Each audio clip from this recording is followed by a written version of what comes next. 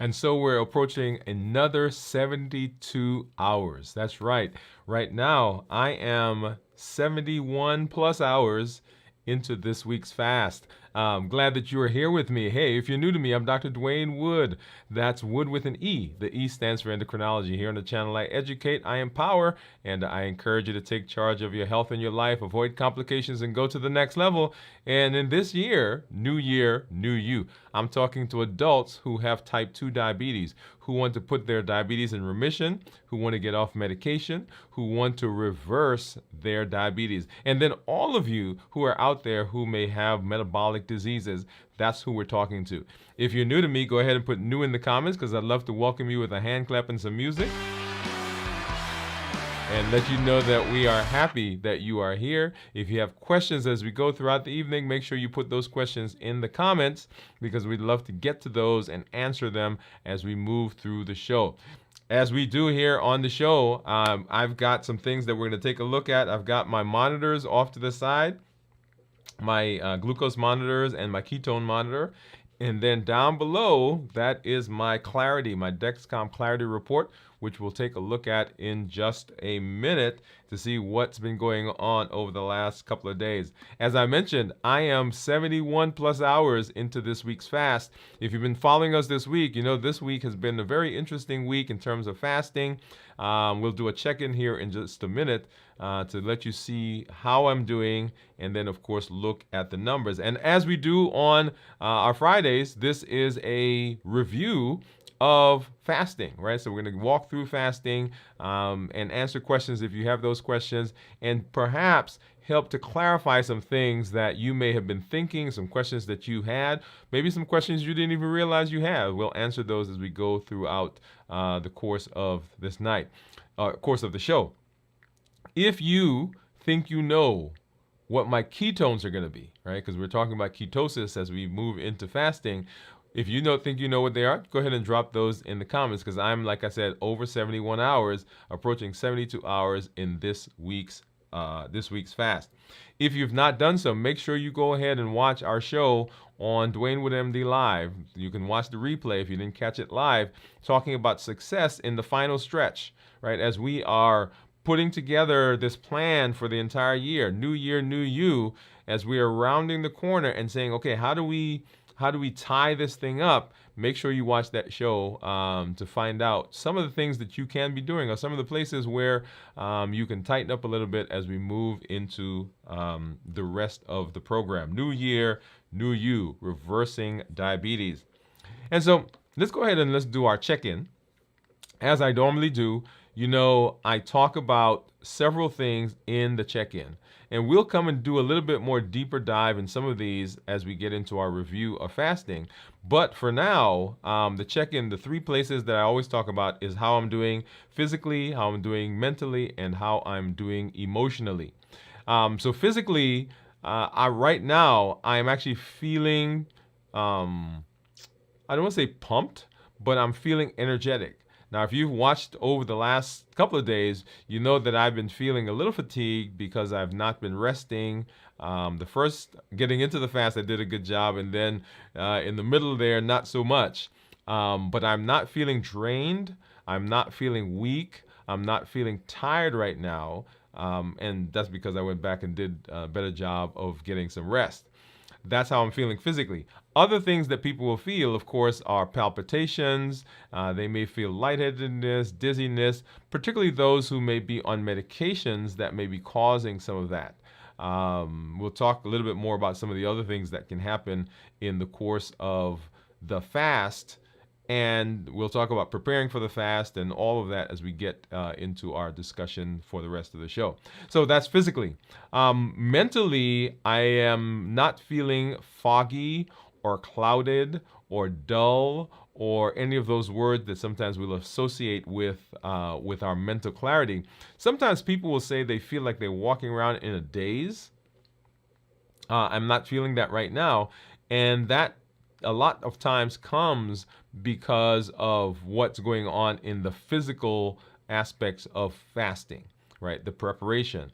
Also, hydration, right? We'll talk more about that. But right now, I'm feeling mentally clear. I'm not feeling like I'm grasping for straws. I think I have pretty good attention to fine detail and decision making and so forth.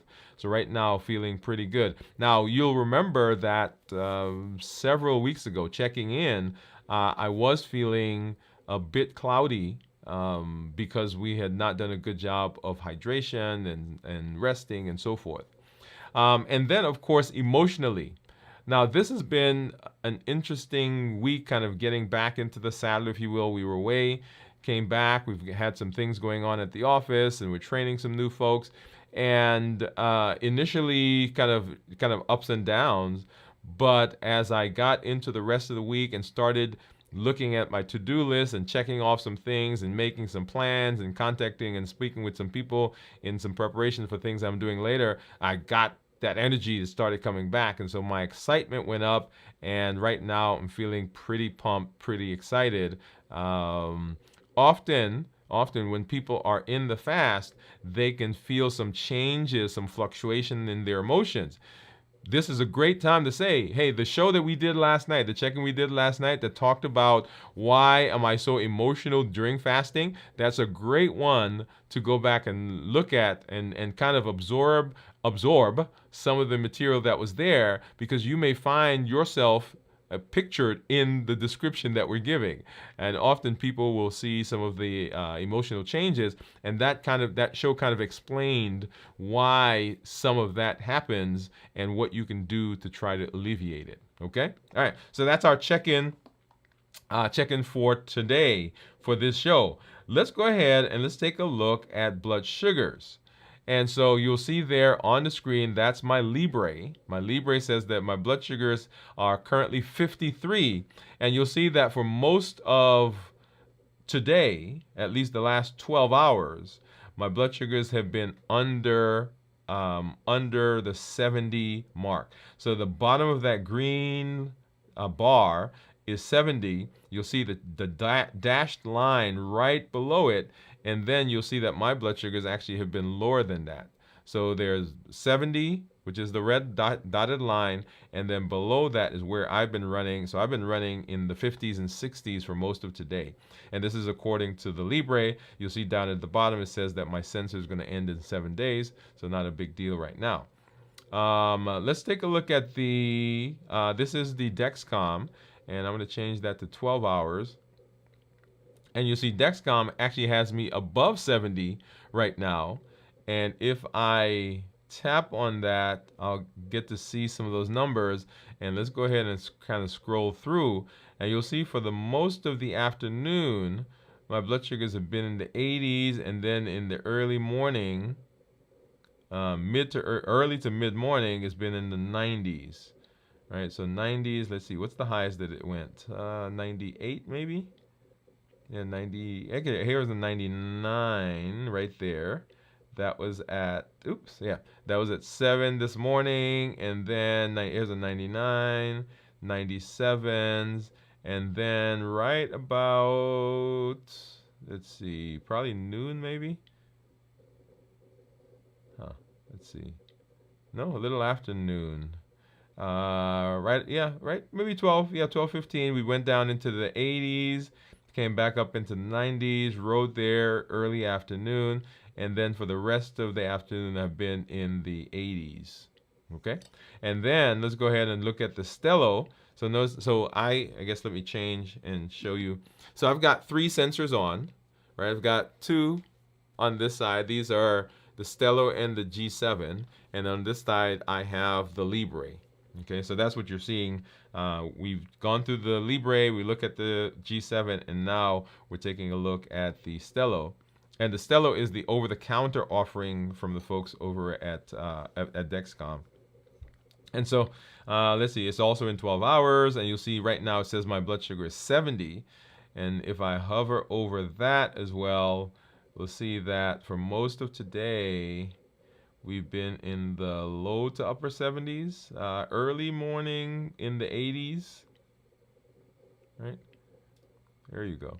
And so the Stello actually has been consistently, and we'll see when I look at my reports, the Stello has been consistently between the Libre and the Dexcom. So the Dexcom tends to be higher, the Libre tends to be lower, and the Stello is right in the middle, right? So when I get my A1C, right, that'll be the true marker of, okay, which one of these is telling us where we need to be. But having said that, you understand that there is variation between 1 meter and another. In fact, let's go ahead and now that we've seen those continuous glucose monitors, let's go ahead and let's pop over and let's take a look at what my my finger sticks are going to give. All right, so here I have a Keto Mojo, and the Keto Mojo gives me both glucose and it also gives me ketones. And then here's my Contour, which will give me just blood sugars or glucose levels. So let's go ahead and see what those are and compare them to what we're seeing on the continuous glucose monitors. Okay, so then we'll have 5 different numbers. So we'll get a test strip and pop that into, this is the Contour. Let's get that over there. And then we'll start with glucose over here on the Keto Mojo. Get that out. And if you've watched over the last couple of check-ins, you know that one of the things I've been having some issues with is getting a good drop of blood, because my fingers, I don't know, have they been a little cold and maybe I'm a little dehydrated. So let's go ahead and we'll grab a couple of these just in case. And these are single-use lancets. So basically you turn the top off, and then when I hit the lever, then it will it will deploy the lancet, which is in there, and that'll poke my finger, and then we'll get a drop of blood. So I'm going to try a completely different finger. I'm going to use my pinky. See if I get a good drop from that one. I didn't feel that, so I'm not sure what that did, but we're going to try it. Let's go over here. All right, let's see. Okay, so that was a good stick. So we'll go ahead and start this one. Now I don't usually use my pinky, so it may be that just, you know, the pinky is not very calloused or hard. Okay, so we've got 57. And let me get that off the screen.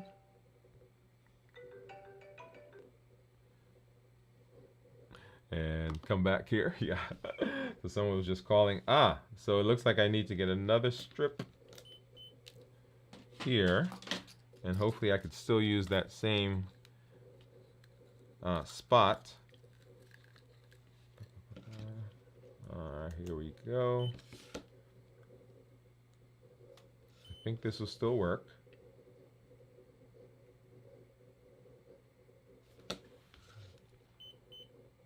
Huh. So I'm not sure what's going on with my test strips. They don't seem to want to accept that blood. But we're going to try it again. And this time I'm going to have to get another.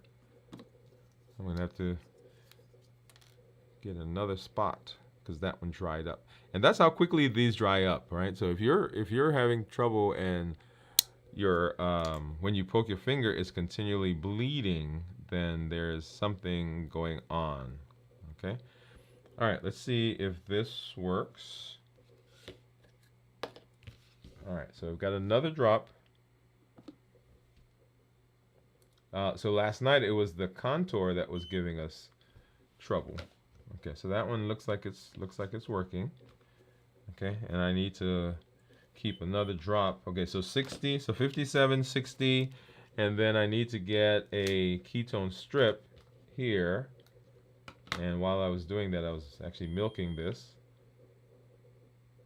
because I did not want to have to stick myself again. So we'll see what that is doing as that runs. And of course, I'm going to not show you the number, but if you think you know what it is, go ahead and drop that in the comments. If you think you know what it is, what the ketones are going to be here at here at 71.5 hours of fasting.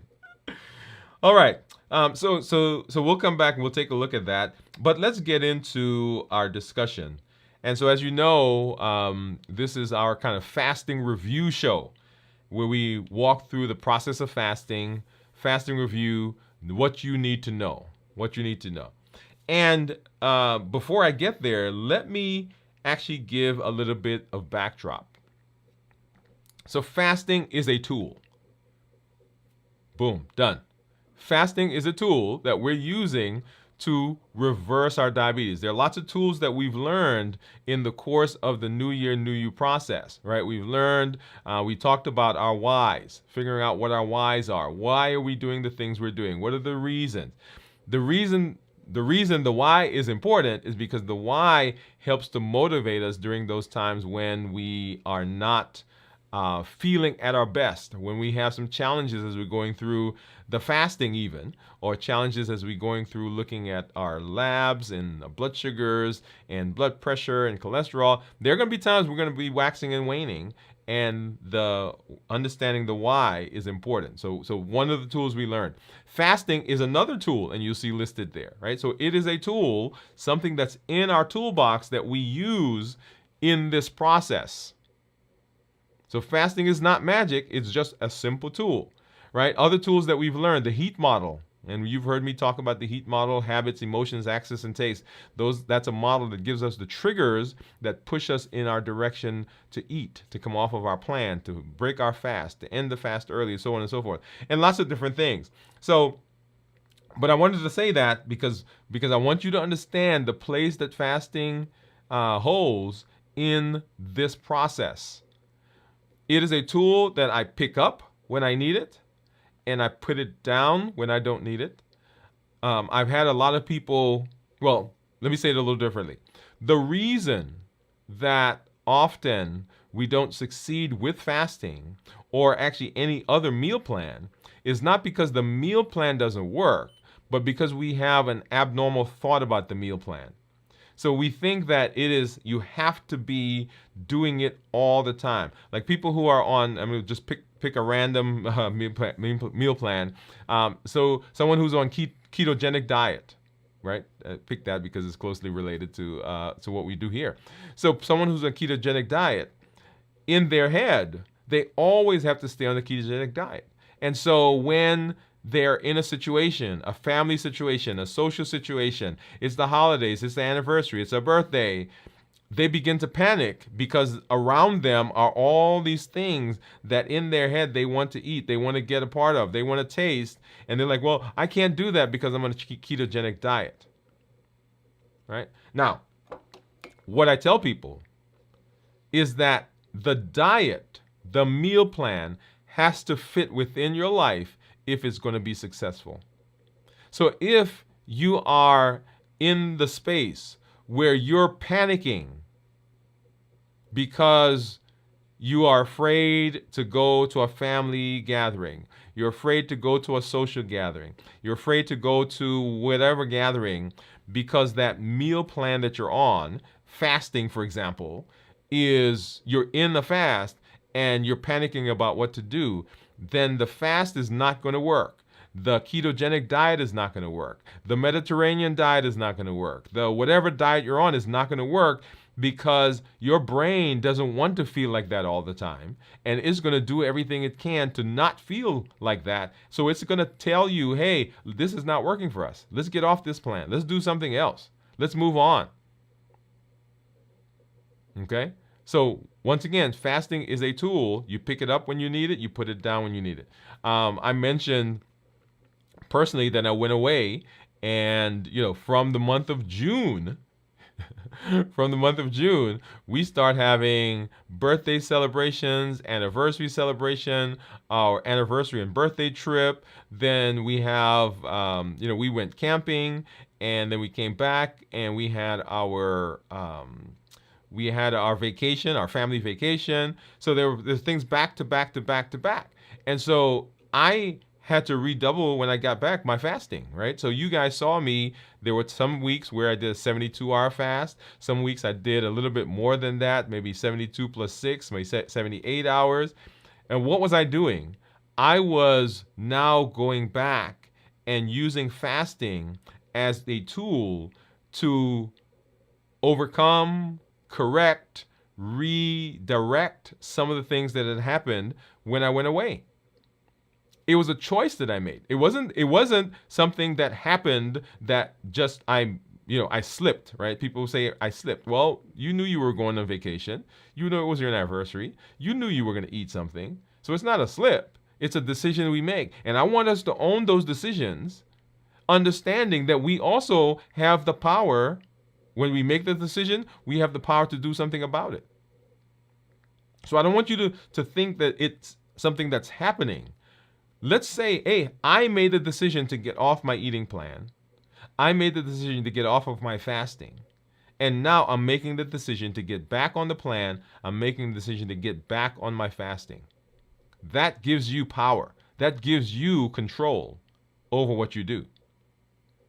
Right? All right. So I just wanted to make sure I made that point. So as we get into the fasting, we've been using it as a tool to reverse diabetes. Why is fasting such a good tool? Fasting is a good tool because it helps us with the triple E, helps us with the 3 pillars, right? So decrease insulin, suppress appetite, and reduce sugar.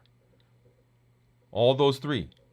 Because remember, insulin is the culprit in the entire process of metabolism.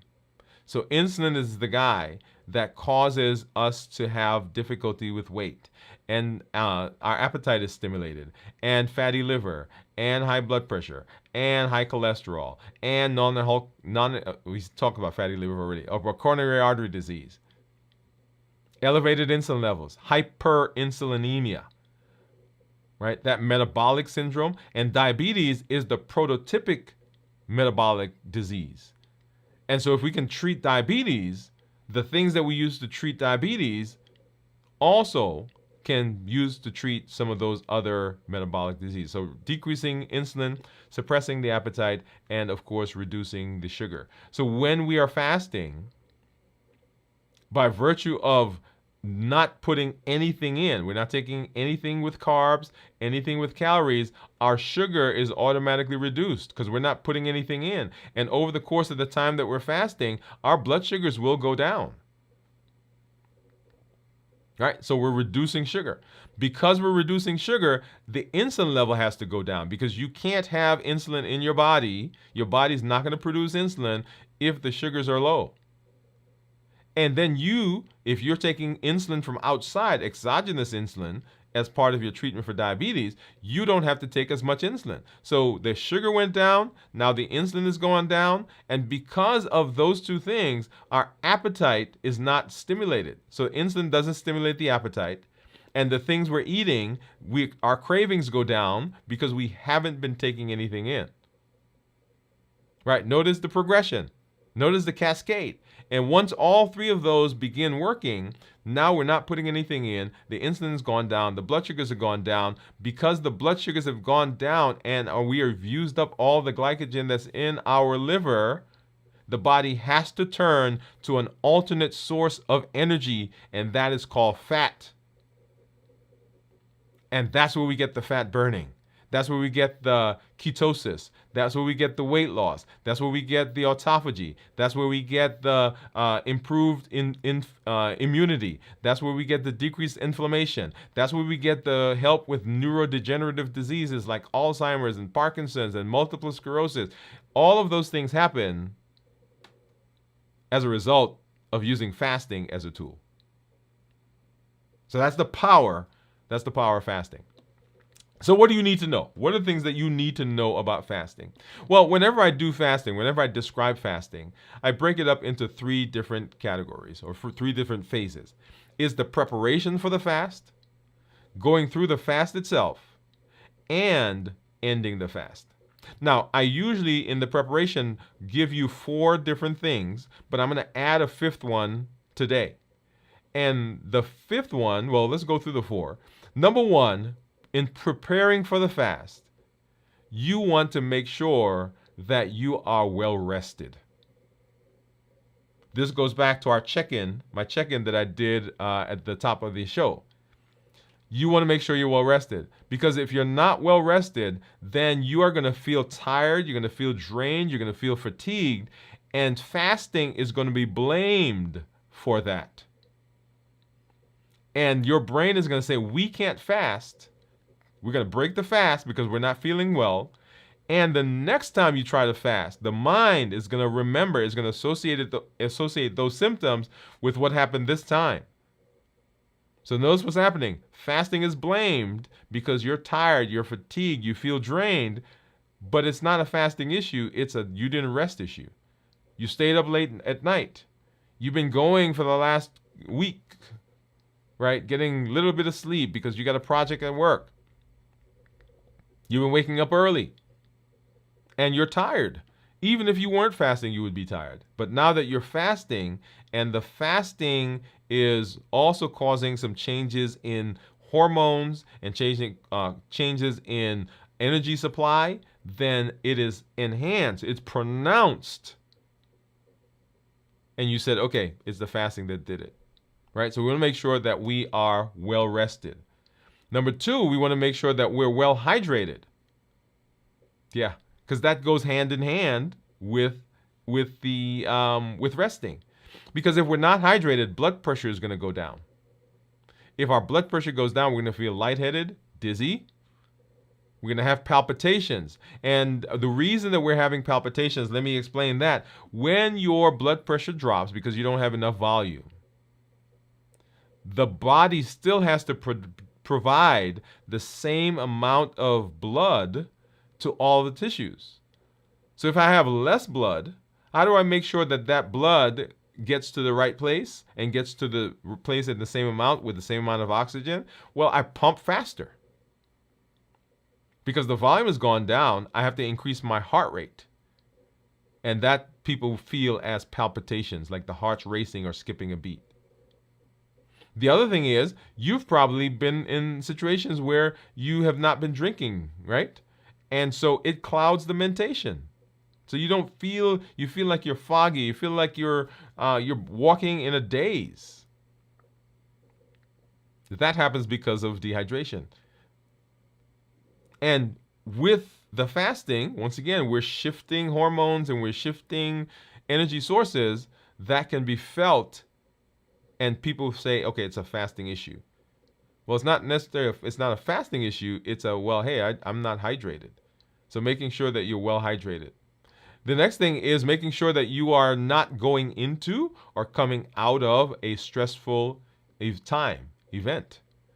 We talked yesterday in our check-in about the changes that we see in cortisol levels, because cortisol is that stress hormone, and cortisol has an effect on the body. When cortisol is elevated, we feel jittery, we feel anxious, we can feel palpitations, we feel afraid, we feel, and we feel moody. There are all these things that go on with elevated cortisols. And if we're not careful, then that also sets us up to not have a successful fast. All right, so make sure you're hydrated. Make sure you're rested. Make sure you're hydrated. Make sure you're not going into or coming out of a stressful event. And then on your non-fasting days, on your eating windows, you have to make sure that you're eating nutrient-dense foods, that you're doing a good job of getting the nutrition that your body needs. Because if it doesn't get it during the eating days, then for sure during the fasting days you're going to have trouble. Right? You can have deficiencies, you can have electrolyte imbalances, and on and on and on and on. So make sure that you are eating nutrient-dense foods, not calorie-dense. So calorie just means there's a lot of calories there. It's kind of like the difference between eating a Snicker bar, which has a lot of calories, by the way, right? So calorie-wise, yeah, it's huge. Or eating a third of a cup of rice, some peas, or some collard greens, or some spinach, and a a piece of chicken. Now, if you look at calories, that Snicker bar, that little thing, and I'm using Snicker bar. You can talk about any other kind of whatchamacallit, Nutter Butter, Butterfingers, Babe Ruth, Almond Joy, what you name it. Right? You can have a candy bar that gives you a small candy bar that gives you the same amount of calories as the entire plate that I just described. The plate has nutrient-dense foods, and the Snicker bar, or the candy bar, I'm going to say candy bar, has calorie-dense foods. And this one will give you a big spike in blood sugar right away, but as that blood sugar start coming down and you'll feel tired as the insulin brings the blood sugar down, the energy from that goes away, but the weight stays. Right? So making sure that you are hydrated, I keep putting hydration first, but rested, hydrated, that you're not going into or coming out of a stressful time, and also make sure that you're eating nutrient-dense foods during your non-fasting days. And then I said that I was going to give you another one there. You've got to figure out which fast you're going to do. And we did a show on the different types of fasts. We broke them into the different time frames, and then we came back and we did another show where we talked about what each fast is good for, right? So which fast are you going to do? Is it an intermittent fasting? Is it an alternate day fasting? Is it time restricted fasting? Is it an extended fast? What is it that you're trying to achieve? Because setting that goal also sets you up for success. Right, figuring out which fast we're going to use. If you have not done so, go back and make sure you watch the show that we did on the different types of fast. We'll go through those again as we continue the process, but they are there on the channel. So that's preparing for the fast. So preparing for the fast is just as important as the fast itself, and that is just as important as breaking the fast. So we'll come to those here in just a minute. All right. So preparing for the fast. And then when we talk about the fast itself, I tend to break the fasting up into 24-hour blocks. So 24 hours, then 48 hours, then 72 hours, and then 96 hours if you're going to do a longer fast. When we talk about extended fasting, what we're talking about fasting that's at least 24 hours or longer, right? That's an extended fast. Now, extended fasts, like I'm doing, 72 hours, can also be considered intermittent fasting, right? Because intermittent fasting just means that you have a cycle of fasting followed by eating, followed by fasting, followed by eating. So for me, I do a 72 hours followed by whatever number of hours. So 3 days, followed by 4 days, followed by 3 days, followed by 4 days, right? So alternating eating and fasting, eating and fasting. That is all intermittent fasting is. So this can also be classified as an intermittent fast. It's also classified as an extended fast because we're doing the 72 hours. Now, if you're doing a 24 hours or 48 hours, whatever number you're doing, right, make sure that you have decided what that's going to be. We have some community members, like I have one of our community members that does I guess it's a 23-hour because he eats one meal a day. That's another type of fasting, OMAD, 1 meal a day. Okay, so figure out which one you're going to do and make sure that you understand how it works and what you need to do to be able to be successful. All right, but here we're going to do it a little bit more granularly. We're going to talk about smaller chunks of time because we really want to dive in and see what's going on in the body during that time. So first, we're going to talk about the first 6 hours, so 0 to 6 hours of the fast. So you've just finished eating, and that's time 0, and what happens from that point up to 6 hours. And this really is what's called the postprandial phase. And what does that mean? That means you just finished eating. It's the after eating phase. And what's going on in the body is that the body still has access to all the things you just ate. It has to break it down. It's got to absorb it. It's got to take the nutrients out of it. Right? The fiber, if there's fiber in there, moves through the rest of your body. And so this postprandial phase, the body is processing the food, is processing that last meal. Insulin levels are high. Particularly, well, I should say particularly, if you've eaten carbs, the insulin levels are going to be high. The blood glucose is going to be high because the food that you ate is now breaking down and that is being absorbed into your body. Right? The digestive and absorptive processes are going on for all the nutrients. Blood glucose levels begin to peak, right? So they start to reach that height in those 6 hours. Now, there are some foods that you can eat, and this is one of the things that we use in being able to blunt some of the effects of food, right? So we talked about fats, we talked about proteins, we talked about fiber. So those will actually blunt the rise in blood sugar. So you may be able to, well, not be able to, you probably can see blood sugars that are higher for longer periods because you've eaten protein, carbs, and fats, or proteins, fats, and fiber. Okay. All right. So postprandial phase. Energy levels are high because your body is absorbing. It's got that ready source of energy. The carbs that just came in. Your sugar is high. If you ate something pretty sweet, that is like a big rush. I always talk about if you watch these old movies and you see they're drag racing maybe, and one guy is losing or they're neck and neck, and then one guy reaches over and they hit the switch, and then of course the car goes, right? I imagine sugar to be just like whatever was in that tank when you hit the switch, and that gives you that ready energy. And then if we look at the next 12 hours, so we went 0 to 6, postprandial. 6 to 12, this is the early fasting phase. The early fasting phase. And there are people who do 12 and 12 fasting, right? They fast for 12, they eat for 12. Fast for 12, eat for 12. So in the next 6 hours, insulin levels are beginning to decrease and glucagon levels are rising. Because remember, glucagon and insulin go in opposite directions. You can't have them, well, they can be at the same time, but they tend to be in different directions. So when your blood sugar goes up, insulin comes out because insulin has to process the sugar. When the blood sugar drops, insulin goes down, then glucagon comes out, and it's now going to tell the body to get some of the stored sugar out so we can use it for energy. All right, so it's signaling the liver to start releasing stored glucose. Glycogenolysis, the breaking down of glycogen into glucose, is happening during this phase. So during the first phase, we absorbed everything and we packaged it away. It's like going to the grocery store and you come home and all the stuff you bought in the grocery store, you're putting it in the cabinets, in the refrigerator, in the pantry, right? In the drawers. And now you're ready to cook. And so now you go back and you're starting to take things out.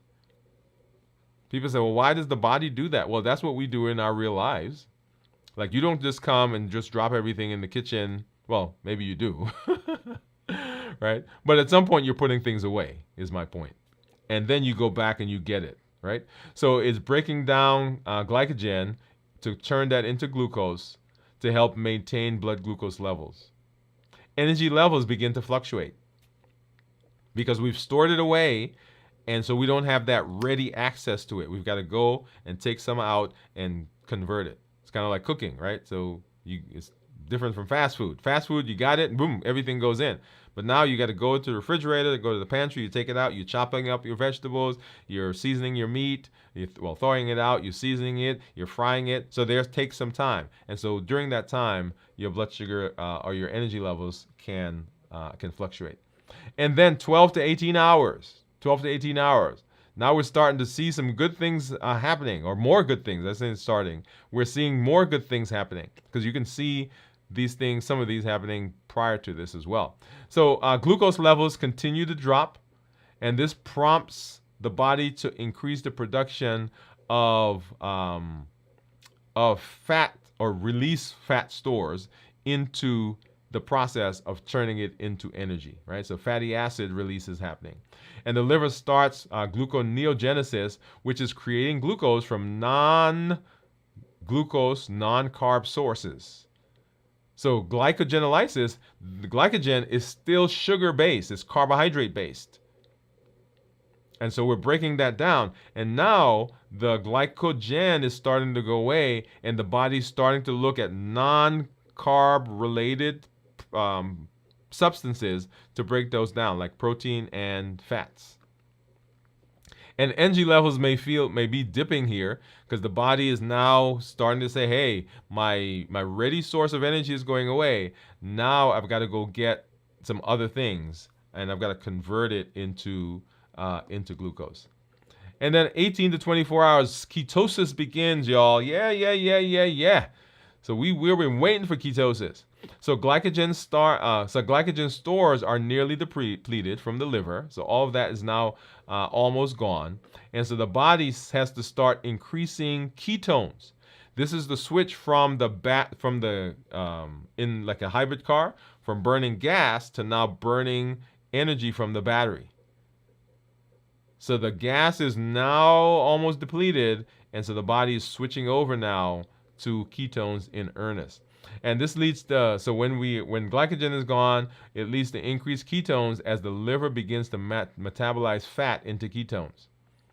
Autophagy begins. Remember, autophagy is the body's process of cleaning up, is the recycling part, the recycling process in the body. So the body goes out and it finds those damaged, unused, broken cells, and it's pulling those in, and it's recycling them and creating new things in the body. It's kind of like when you throw away newspapers and bottles and so forth, it goes into recycling and they take it out, and then when it comes back as something new. In fact, I bought some tennis shoes a couple weeks ago, and the tag on it says 20 or 30% made out of recycled materials. Right? So I'm exercising and I'm saving the planet. All right. So autophagy is beginning, and it begins to ramp up. And energy level, initial stages of mental clarity are happening now. So the body is now starting to get a steady source of energy, so the brain can begin using that. And the brain likes ketones. Well, remember, blood sugars fluctuate, right? They go up and they go down as it gets stored in the liver and so forth. Now we've got a steady source, right? Because the body has a lot of fat. I've got a lot of fat that the body can use to continue using that, using those ketones for energy. And then if we go beyond 24 hours, we get from 24 to 30 hours, and this is what's called fat adaptation. So significant increase in ketones production is seen here because the body is adapted. It's moved over to burning fat as an energy source. Fat oxidation increases, more fatty acids are converted to ketones, and energy levels begin to stabilize right here. Yeah, we're stabilizing because now the body is in earnest using fat, is burning fat. This is where we see a lot of weight loss for a lot of folks, because the body now has this source of energy. It's no longer using the carbohydrates, but it's sending us now all the things. It's sending us all of the fat that is burning, all those ketones, and so our weight begins to go down. So we want to make sure that we're doing a good job of preparing for the fast, make sure we're getting through the fast, and during the fast, by the way, the very same things that I talked about, we want to make sure that we're rested. We want to make sure that we're hydrated. We want to make sure that we're not getting into any stressful time, because fasting itself is a stress on the body. Okay, so we want to make sure that we're not putting undue stress on the body in terms of events or activities that we are involved in. Right, rested, hydration, and then making sure that the stress is manageable. Now, we're not going to talk about eating here because we're fasting, but once we get to breaking the fast, we'll talk more about that. All right, so if you're out there, once again, if you think you know what my ketones are going to be, go ahead and pop those in the chat. We're going to come back to that here in just a minute. All right, so we've talked about going into the fast, preparing for the fast. We talked about getting through the fast, and then now let's talk about how do we break the fast. Now, breaking the fast is extremely important. Extremely important. Because the way we break the fast dictates the success of the fast. Yeah, a lot of people say, well, why is that? That doesn't make sense because I've already gone through the fast. Yes, you've gone through the fast, but in the fast we've lost some weight. In the fast we've improved our insulin resistance. In the fast our blood sugars are better, right? All those things. But as we get to the end of the fast and we break the fast, the things that we eat can sometimes undo some of the things that we did in the fast if we're not careful. Right? So preparing for the fast, getting through the fast, and breaking the fast, all of them very, very important. And so some pointers that we want to talk about as we get to the fast itself. So here's some tips. Number one, in breaking the fast and being successful, we want to monitor blood sugars. I cannot express enough how important it is to monitor things. Now, many of you are not diabetic. Many of you have other metabolic diseases. But let's talk to the diabetics first. Make sure you're monitoring blood sugars because you know that's your way of telling how food is affecting your body, how stress and so forth. All of that is very important as we are getting into this pace of breaking the fast, because you could tell based on your blood sugars what the foods are doing or what activities are doing, and then you can adjust that to suit where you are so that you can remain successful in the fast itself, in what you did for the fast. For those of you who are not diabetic, it's important for you as well to monitor because there are fluctuations that happen in blood sugars. And every time there's a fluctuation, that is a rise in blood sugar, the thing that has to happen is that insulin has to treat that blood sugar. Your body has to make insulin. And so if you're eating things that are continually spiking blood sugars, you are continually causing rises in insulin, and you're continually causing storage of energy, which is called weight gain. You're continually causing storage of fat in the liver, because once the liver gets full with glycogen, the fat has to go somewhere. And so the body packages it, sends it out to fat cells. It actually stores some in the liver itself, and that can lead to fatty liver. Elevated insulin goes into the vessels, the blood vessels, and causes them to be less elastic, right? Less compressible. And so that causes stiff vessels, and that's called high blood pressure. Notice what's happening. Not because necessarily that you're diabetic, but the insulin is causing all of these cascades. So monitoring blood sugar, very important. The other thing is portion control.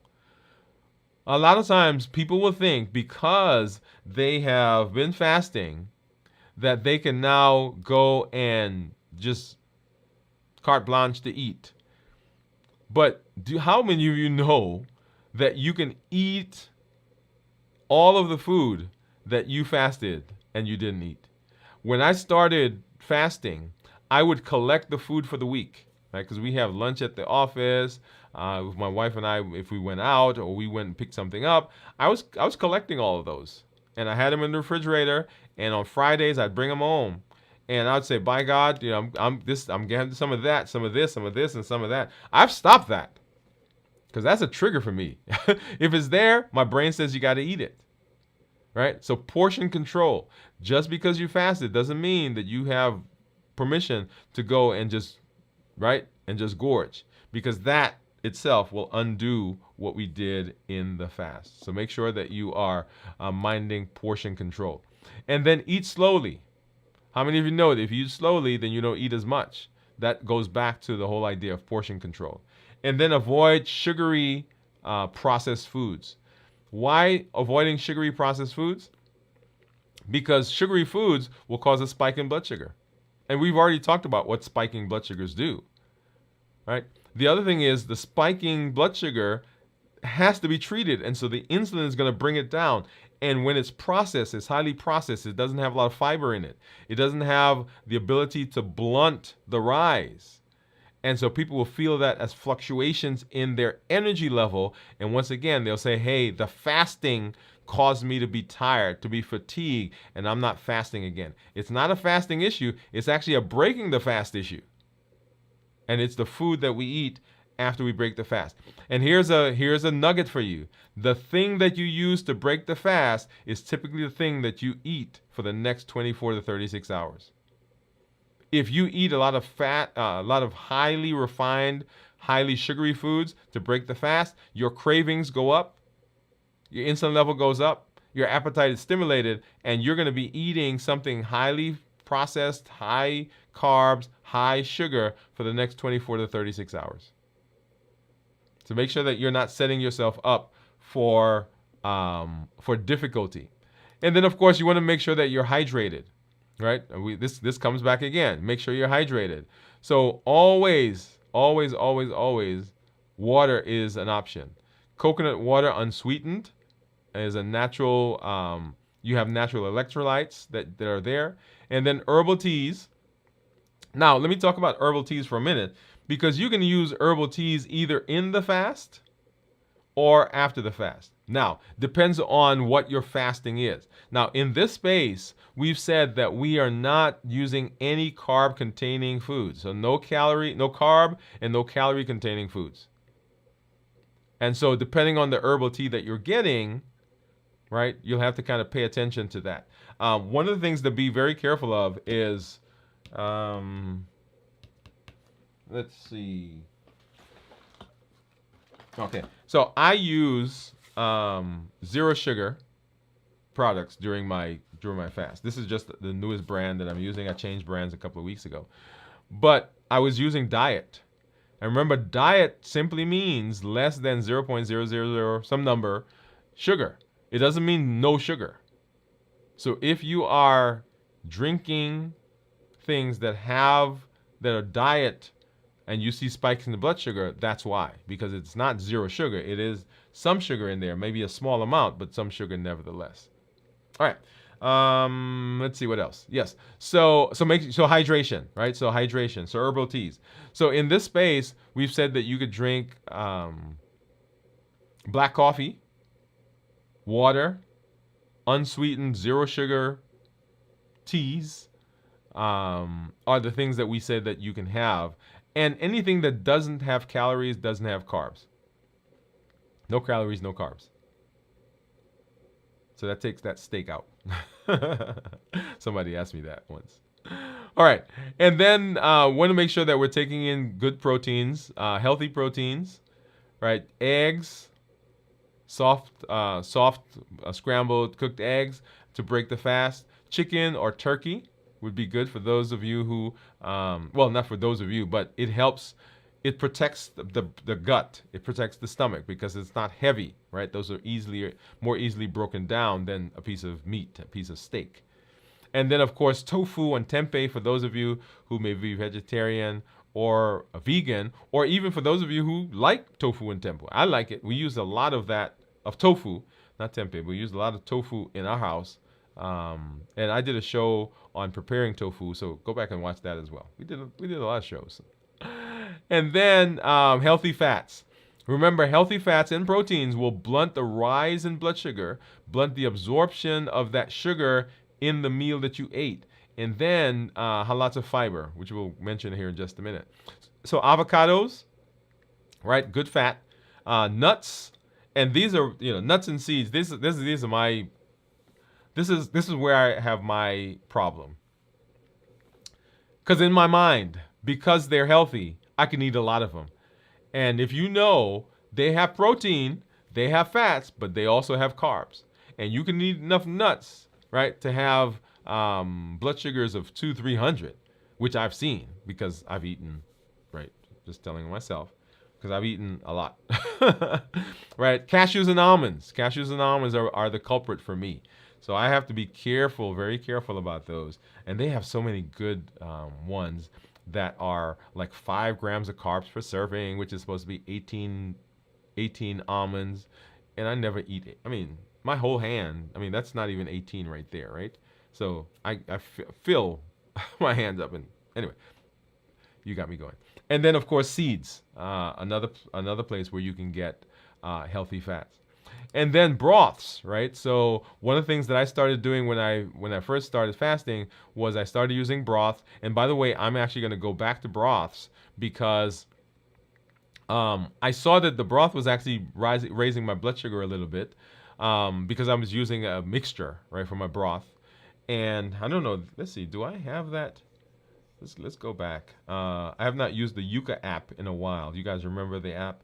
But the Yuka app is an app that tells you. Let me come back over here. Yuka app is an app that tells you about food, right? So you can scan food and you'll see some of the things that I've been scanning, right? So there's my. I was looking at the difference between zero sugar Mountain Dew and diet Mountain Dew. And so here, zero sugar has zero sugar. You'll see that right there, right? So zero sugar. And if I go and I look at the diet, right? Notice its diet, it has very small amount of sugar, but it's not zero, right? 0.17 grams. But that's not what I was looking for. I was going back because I wanted to look at, and this was when we first started using this app. We scanned this in. There it is. So this is a broth seasoning that I was using. Oh, did you guys see that? There you go. Oh, I was talking and you didn't see that. So let's go back. So let's go back and talk about So zero sugar Mountain Dew, and you'll see there zero sugar. And if I go to the diet Mountain Dew and go to sugar, you'll see there that it's not zero. So zero does not mean. Diet does not mean zero. Diet means it's less than, and I forgot the exact number, but it's a very small fraction, but it's not zero. And if you drink enough of that, then your blood sugars will rise. Okay? And then, scroll down because I want to go to the broth. And I've looked at very different types of broths. We've done different soups, but the one I wanted to come to is this one right here, right? So chicken style instant broth and seasoning. And if you look down here at the sugar, 2 grams of sugar per serving. And one serving, I think, is 1 tablespoon is a serving, so 2 grams of sugar in that. And so I was seeing spikes in my blood sugar as a result. And so I was, my carbs, I say, okay, I'm not eating the carbs, but I was drinking the broth, and it was causing the spike in blood sugar. So what I'm going to do is, there was another one that I saw here that we were looking at. Let's see, where is it? Beef broth. Let's see how many carbs are in this one. Right, so low sugar, so 1 gram still in there, right? So because they have to make it taste good. So I'm going to find a non-carb containing one, or just make our own. Okay, so I've got some chicken. I was going to do that for you guys here on the show earlier, but I didn't do it. But you can do that as well, so that you can know what's in what you're making.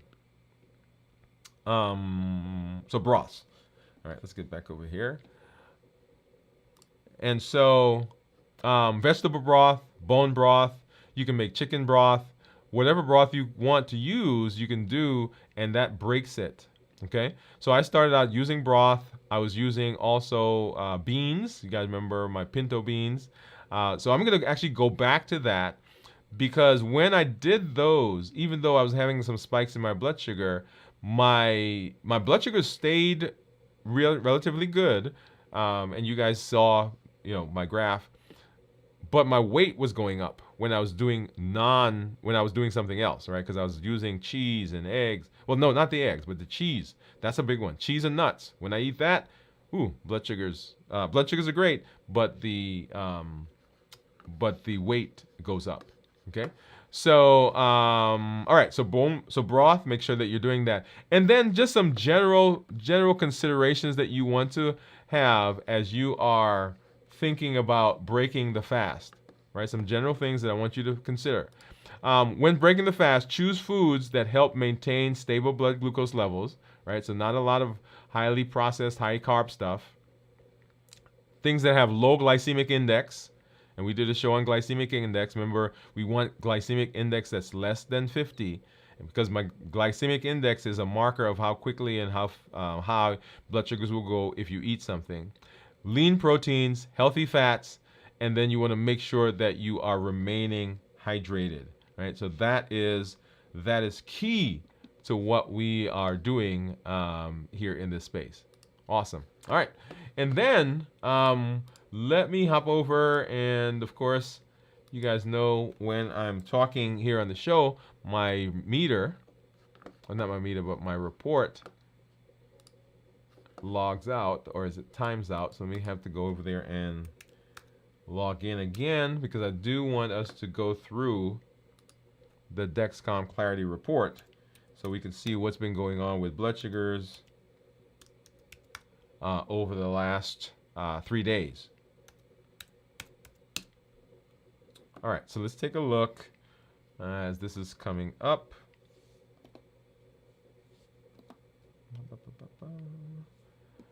All right, so we've got, and then of course we've got to come back and we're going to look at my ketones here in just a minute.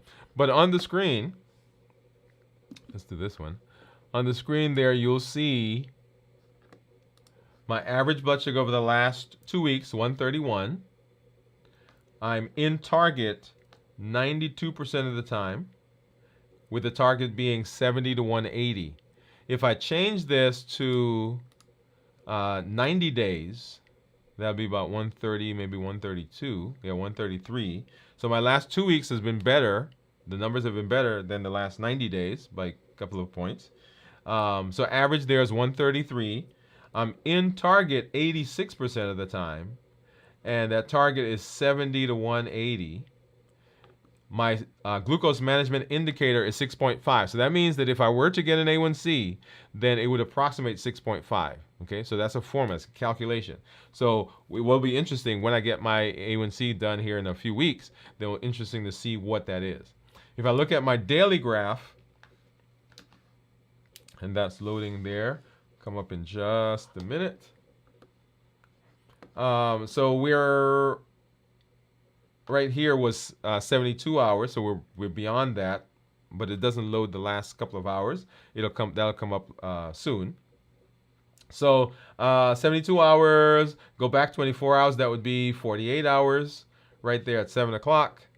And then before that would be 24 hours. And then we started fasting right here. Right, so that's a meal that we had right there. And then we started fasting. And then, so that blood sugars were in the 160s. 24 hours, in the 90s. 24 hours after that, we're in the 80s. And then, of course, where we are now in the 60s and 70s. Now, the reason you're seeing two graphs is that I have, as you know, both the Dexcom G7 and the Stelo on this arm. And that's why you're seeing two graphs there. You're not seeing three because Libre doesn't report to this report. It stays on its own. And then let's hop over now and let's take a look to see what my ketones are going to be. So if you know, go ahead and pop that in the chat in the comments as I go ahead and pull up my Keto Mojo app. All right, I'm going to go ahead and turn on my Keto Mojo meter and then go ahead and get this synced. So if you think you know, go ahead and pop it in, pop it in, pop it in. All right, drum roll, please. So we've got our data coming up, and let's go ahead and let's see what it says. All right, so my blood sugar was 57, and my ketones are 2.5. Wow, look at that, right? 2.5. So when we talk about ketones, well, let me look at the graph first. So here is a graph of blood sugar, which is the tan line, versus ketones, which is the turquoise line. So as I was eating, and go at the beginning of this graph, my ketones were high, and as I started eating, blood sugars went up, the tan line's getting higher, and then ketones are going down. And then as I started fasting, blood sugars went down, and ketones are going up. And that's an important point, because when blood sugars are going up, insulin has to come out to treat those sugars, and insulin and ketones can't be in the same space. Okay, So anytime you're having spiking blood sugars, ketones are going to go down. So if you're working on trying to stay in ketosis and you're eating high carb, high processed, high sugary foods, the reason you're not getting into ketosis is because the insulin has to come out and treat the ketones or treat the high blood sugar. Okay? So when we talk about ketones, ketones that are less than 0.5 are considered normal. 0.5 to 1.5 are considered nutritional ketosis, and above 1.5 is considered therapeutic ketosis. So when we talk about ketones and being in ketosis, we want the ketones to be at least 0.5 or higher. And in my case, I am actually higher than 1.5, so I'm in therapeutic ketosis. When I break my fast, I try to remain in ketosis as long as possible. So I try not to eat a lot of high carb, high sugary foods, so I could try to maintain that ketosis. Because even though I'm eating, it is still possible to stay in ketosis and let the ketones continue to be pulled out of the fat. So which means that I'm losing additional weight. Yeah. Love it. That's amazing. I love that. Okay. All right, so that is our fasting review. So we want to make sure that we prepare for the fast well, that we get through the fast, and that we break the fast appropriately. And if we do that, then we're setting ourselves up for metabolic success. And remember, you have the ability to make decisions, to make changes in your metabolic health. You have unlimited potential. Oh, yeah. Unlimited potential to make changes, to be different, to change the trajectory of your health, of your diabetes, of your high blood pressure, of your cholesterol, of your fatty liver. And we do that with the Triple E formula for success. We educate, we empower, and we encourage. We educate with the shows that we do. We educate with the blogs and the podcast because we want to change our mindset. We empower with the tools that we learn. We empower with the processes that we go through, right? When we learn about the HEAT model and emotional intelligence and how to create a meal plan. All of those are tools that we use. And then we encourage with the community that you are part of, the community that I love, how we interact and how you guys keep us accountable, right? That's amazing. Right, the Triple E formula for success. Remember, as we're moving through that space, there are some triggers that are going to come at us. These are things that push us in a direction to come off of our eating plan. And it's given by the HEAT model. The HEAT model says that we eat sometimes not for nutrition, but because of habits, because of emotions, because of access to food, and because of taste. We eat because of habits, that routine that we've gotten through or gotten into. Right? We're eating because we go to the movies and that we eat popcorn when we go to the movies. We eat because we got together with some friends and we're eating muffins and drinking a coffee. We eat because it's lunchtime. Everybody else is going, so hey, let's go eat. I'm not hungry, but this is what we do. And then we eat because of emotions. When we're happy, we're sad, we're bored, we're tired, we're frustrated, we're depressed, we're anxious, we're worrying. All of those emotions, if they get high enough, they will push through your decision to eat or not eat a particular thing. And then we eat because of access. When things are just around, we eat because they're just there. Yeah, it happens. I tell you, it happens to me. Because if there's something there, if they're cashews and there are almonds, I'm going to eat them. Yeah, I know. I'm going to eat it. They're access. We eat because of habits, emotions, access, and we also eat because of taste. That bliss point, which is a perfect combination of sugar, salt, and fat.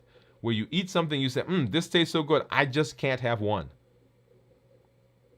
Designed by the manufacturers, right? Remember there's a commercial saying, you can't just eat one. Yep. Remember that commercial? Right, so we eat because of habits, emotions, access, and taste. And when we're eating, we're not chasing the food often. We're chasing what the food does for us, the calm that it brings, the emotional state that it puts us in, the memory that it triggers of that time we went to that place and we ate that thing and we felt that way. Habits, emotions, access, and taste. And then our pillars for reversing diabetes. We decrease insulin, we suppress appetite, and we reduce sugar. We decrease insulin, we suppress appetite, we reduce sugar. And those are the pillars, y'all, of reversing diabetes. And they are the things that we use also for other metabolic diseases. When you come on, our call to action is this: join the challenges. We do a challenge a month. We're going to be coming out with new challenges as we get throughout the rest of the new year, new you. And the process of going through this over and over and over again, we're going to talk more about that as we get over into the next shows for the next months. What do we do to maintain that now? So the challenges are there. Every month we have a new challenge. Make sure you're using them. Don't just put them on the shelf. They are your ways of implementing and practicing the things that we're learning. When you show up, number 2, claim your seat. Tell your story. Hey, I've had successes in my weight. I've had successes with my blood sugar. I'm off of medication. We had one person said that their BMI dropped from the 40s down into the 30s. Weight went from over 200 down into the 160s. A1C that went from 10, 12, 14 down into the 7s and 6s. Tell your story, because when people see, when I see, when the community sees that you can do it, we're encouraged to know that we can do it as well. And when you're having challenges, share those, because we get to rally around you, get to support you, get to encourage you, lift you up, so that you know that you're not by yourself. And we are encouraged because we know we're not by ourselves. And then share this with someone else. Invite them, invite a friend, invite a family member. Let them know that they have unlimited potential to improve their metabolic health. And this is a place where they can begin that. We have so many shows that we've done. We just, a little while ago, celebrated 1,000 uploads. 1,000 uploads on the channel. So we've got playlists that are out there. One that's called Mastering Diabetes, and then another one's called How to Reverse Diabetes, and then How to Fast Successfully. Make sure you get out there, share those with someone else. Say, hey, let's go watch this together. Let's walk through this process together. Love it, love it, love it. Hey, as I always say, I'm happy when I'm here in this space with you. I get to share. I get to be a part of this community. You help as my support group, right? My accountability partners. Glad that I'm here. Glad I'm able to hang out with you. We will be showing, as we follow our schedule, Saturday night is videos from the vault, where we're looking back at some of the old videos and landmark videos that we've done on the channel. This week in review, Sunday morning at 7 o'clock, 7 Central. All the times are Central. So Saturday night, 9 Central, 9 p.m. Central. Sunday morning, 7 a.m. Central. Then we will be back here on Monday for Dwain Woode MD Live here on the show at 7 p.m. Central. Hey, as I say, this is Dr. Dwain Woode. That's Wood with an E. The E stands for endocrinology. Here on the channel, I educate, I empower, and I encourage you to take charge of your health and your life, avoid complications, and go to the next level. And in this year, new you. Good night, everybody.